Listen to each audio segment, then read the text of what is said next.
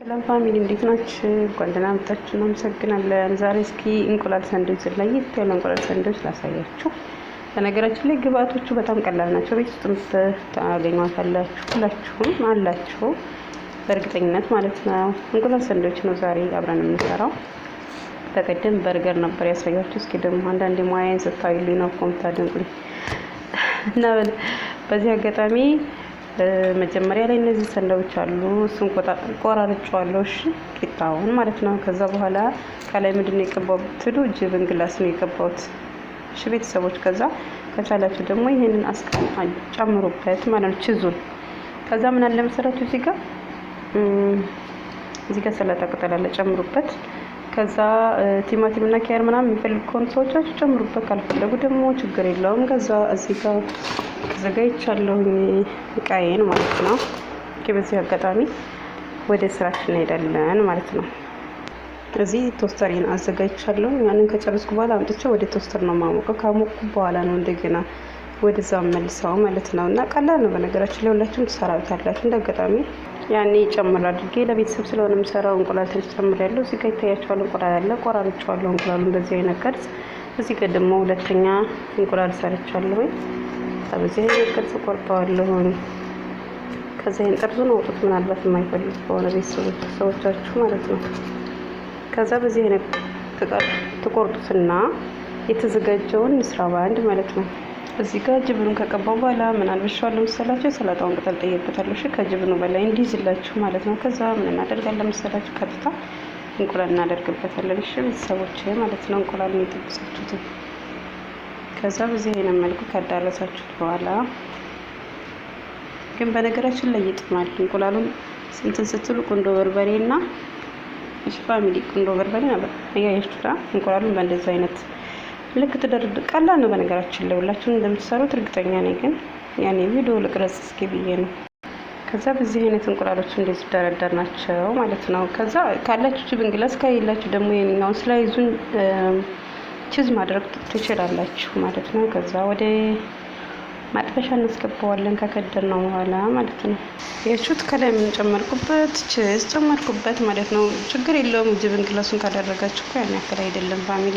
በነገራችን ላይ ይሄንን አውቃለሁ አይደለም፣ ከዚህ በላይ ብዙም ታውቁታላችሁ። ግን እኔ የምሰራው እስከ አጋጣሚ ልቅረጸው ብዬ ነው። እሺ ቤተሰብ በእንደዚህ አይነት መልኩ ካዘጋጀሁት በኋላ ወደ የተወስደዋለሁ መሰላችሁ? ወደ መጥበሻው ላይ ጋደርሻለሁ። ከዛ ምን አድርጋለሁ መሰላችሁ? መጥበሻው ላይ በዚህ አይነት መልኩ አስቀምጠዋለሁ ማለት ነው።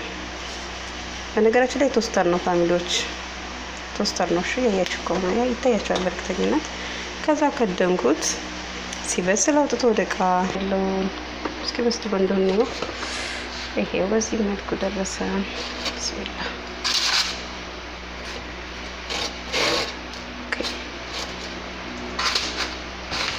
ከዛ እንደዚህ እያደረግን ማዘጋጀት እንጀምራለን ማለት ነው።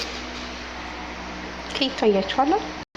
አሁንም በሰለ እላችኋለሁ ፋሚሊ።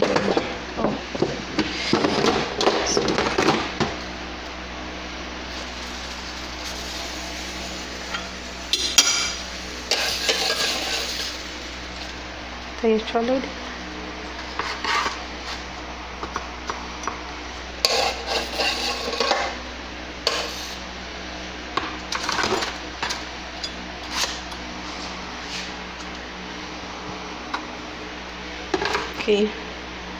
አሁንም ደረሰ። ስንተኛ መሰላችሁ? ስምንተኛው ማለት ነው። ከዛ ሁለት ይቀረኛል፣ 10 ጨረስኩ ማለት ነው። በዚህ መልኩ ፋሚሊ የዛሬው እራት ይሄን ይመስላል። ያያችሁ ነው ሰንደዊች። ይሄ እንቁላል ሰንደዊች ቀላል ያለ እንቁላል ሰንደዊች ነው።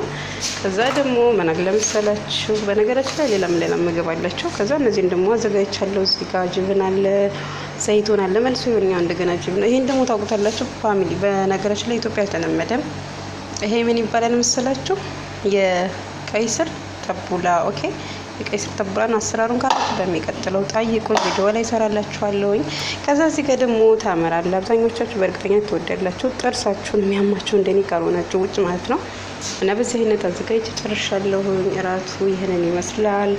ያላችሁን አስተያየት እስኪ ጻፉልኝ ኮሜንት ላይ። በመጨረሻም በዚህ አይነት መልኩ ሬዲ ሆኖ ቀርቧል እላችኋለሁኝ። ሀሳብ አስተያየታችሁን ጻፉልኝ። ሰንዶቹን ደግሞ እንዴት እንደሰራችሁ በቀላሉ አይታችሁታል። ምንም የሚያለፋ ነገር እና የሚያደክም ነገር የለውም። በቀላሉ የሰራሁት ማለት ነው።